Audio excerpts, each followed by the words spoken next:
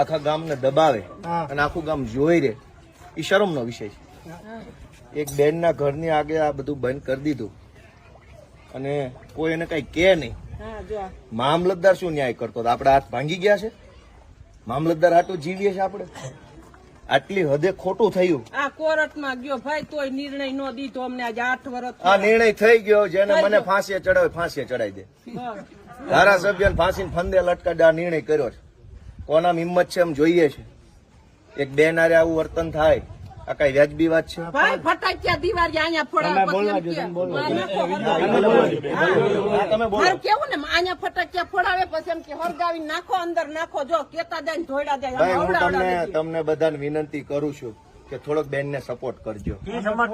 હે જે હોય ગુંડાનું નામ નથી લેવું. તમે બધા ભવિષ્યમાં ગમે જ્ઞાતિના હો, આ બધી જ્ઞાતિના છે, બધા ધર્મના માણસો. ખોટું થતું ત્યાં બોલવાની ફરજ તો બધા ધર્મમાં લખી છે કે નથી લખી? બધાના પોતપોતાના ધર્મ ગ્રંથોમાં છે કે નહીં? તો આ બેન ને બીજી વાર હતો, હું પાછો આવીશ. જો કોઈને બહુ મોટી હવા ભરાઈ ગઈ છે, ભાઈ ઘડીક નુરાભાઈ, કોઈને બહુ મોટું ભાજપની હવા ચડી ગઈ હોય, કિરીટ પટેલની હવા ચડી ગઈ, હું પાછો આવીશ અને એ દિવાલની જેસીબી નો એક ટલ્લો મારી દઈશું. થોડાક દી ખમો, મને નવરા પડે મશીન લઈને હું આવીશ અને કોણ મને ફાંસી ચડાવું જોઈ લઈશ. આટલી હદે નાગાઈ કરવાની, આટલી હદે દાદાગીરી. કારણ કે મારું માણસ બોલે એમ નથી એટલે કરી. ભાજપના માણસ એટલે આપણે આમાં રેકોર્ડિંગ કરીને પછી બધાને બાટે. ના બાટે પણ અમે આપી દો. આખી ગુજરાતને બતાવો કે બેન આરે ભાજપના ગુંડાઓ છે એ કેવું વર્તન કરે.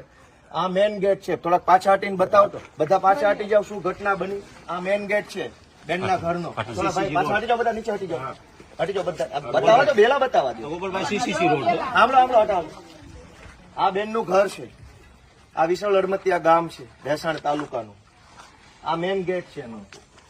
હવે અહીંયા ભાજપના માણસે બેલા મૂકી દીધા અહીંયા સળંગ. આ બધા અમે હાથે અડસેલ્યા. 8 વર્ષથી આ ગેટ બંધ કરી દીધો. આવી નાગાઈ કરવાની, બસ દાદાગીરી. શું કામ? તો કે હું ભાજપનો માણસ છું એટલે દાદાગીરી કરી. શું કામ? આ ભાઈ સીધા માણસ છે. આ બેલા અહીંયા મૂકી દીધા. અહીં સુધી લાઈન હતી અત્યારે. આમ આ ગેટની બહાર કેમ નીકળવાનું? તો બેને મને આજે હું ગામમાં આવ્યો, ફરિયાદ કરી, કીધું હાલો આપણે જ કાઢી નાખીએ બેલા. મામલતદાર શું કાઢવાનું? બરાબર. મામલતદાર ભાઈ આવતા જોઈ મુદ્દા પર જોઈને પાછા વયા જાય. ભાઈ બધા ભાજપ થી બીવે છે, ભાજપની લાજ કાઢે છે. આજે અમે ભેસાણ તાલુકાના વિશાળ અડમતિયા ગામે આ બેનના ઘરનો ગેટ ખુલ્લો કર્યો છે. જે ભાજપ વાળા મોકાતું હોય મને ફાંસીએ ચડાવી દે. હું જોઉં છું કોણ મને કઈ ફાંસીએ ચડાવે. આટલી હદે નાગાઈ કરવાની ગામડામાં ગરીબ માણસો આવે, નાના માણસો હોય, ગરીબ માણસો હોય, કિરીટ પટેલ જ કરાવે છે કે અહીંયા બેલા ગોઠવી દીધા ઘરની આમે 8 વર્ષ સુધી સળંગ. તો બહાર કેમ જવાનું? અંદર કેમ આવવાનું? પાયો કાઢ્યો ને તાર વંડી સણવા નહોતા દેતા. હાઈ પાયો સોફો કરે એટલે બેલા ન્યા સણાવી દેતા. આ તો અમારા કડી આવે સોફી કરીને આ દિવાલ કરી. બીજી વાર અહીંયા બે બેલાઈ જો હલાવે ને, અમે જેમ નાખ્યા છે એમાંથી હલાવે ને તો મને ફોન કરી દેજો. જેમ પડ્યા છે ને એમાંથી હલાવે ને તો મને કહી દેજો. હું જોઈશ કોણ પાણી વાળો ભાજપ વાળો છે. એવું થોડું જેમ મૂક્યા છે ને એમ રહેવા જોઈએ. અહીંથી કોઈ સીધાઈ નથી મૂકવાના. આવે ફેંકે એમ ભલે પડ્યા, ગોઠવવાની જરૂર નથી.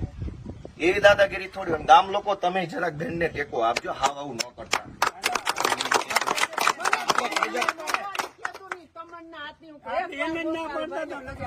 કાંઈ વાંધો નહીં. હવે હું બધાની રજા લઉં છું. ટેકો રાખજો જરા. બરાબર. હાલો.